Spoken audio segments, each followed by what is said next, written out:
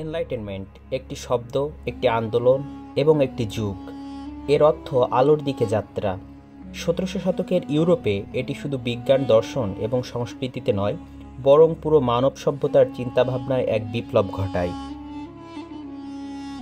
মধ্যযুগে মানুষ বিশ্বাস করত পৃথিবীর সবকিছুই ঈশ্বরের ইচ্ছাই ঘটে, আর ধর্ম ও রাজতন্ত্রের কঠোর শাসনে মানুষ ছিল জ্ঞান আর মুক্ত চিন্তার আলো থেকে বঞ্চিত।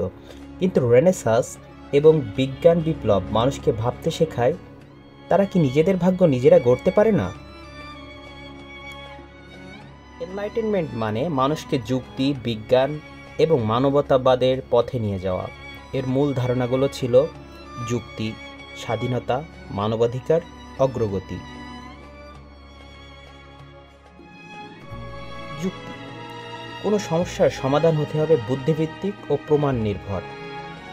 স্বাধীনতা: চিন্তা ও কথা বলা এবং ধর্মের ক্ষেত্রে মানুষের স্বাধীনতা থাকতে হবে।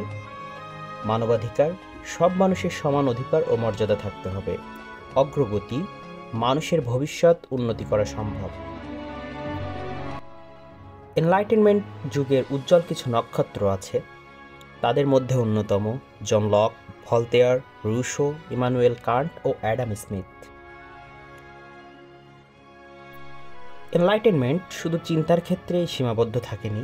এর ফলে ফরাসি বিপ্লবের মাধ্যমে রাজতন্ত্রের পতন হয়, আধুনিক গণতন্ত্রের ভিত্তি স্থাপিত হয়, শিল্প বিপ্লবের পথ প্রশস্ত হয়, শিক্ষা, বিজ্ঞান ও প্রযুক্তির উন্নতি ত্বরান্বিত হয়। তবে এনলাইটেনমেন্টের কিছু সমালোচনাও ছিল, যেমন এটি কখনো কখনো মানুষের আবেগ এবং সংস্কৃতিকে অবহেলা করেছে বলে মনে করা হয়। এনলাইটেনমেন্ট আমাদের শেখায় অন্ধবিশ্বাস নয়, যুক্তির পথে হাঁটতে হবে। এটি এক আলোর মশাল যা আমাদের জ্ঞান, স্বাধীনতা এবং মানবতার দিকে এগিয়ে নিয়ে যায়।